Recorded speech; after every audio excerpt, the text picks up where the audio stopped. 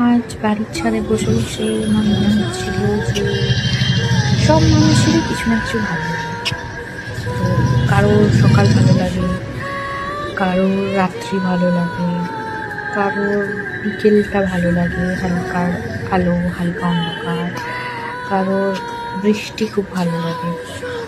তো আমার যেটা ভালো লাগে সেটা হলো রাতের সময়টা।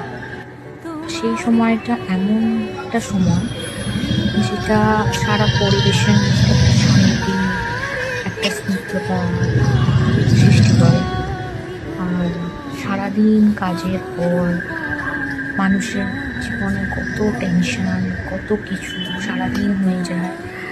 তো তারপরে রাতে একলা সময়টা একটু শান্তিতে কাটানোর জন্য রাতটাই শ্রেষ্ঠ।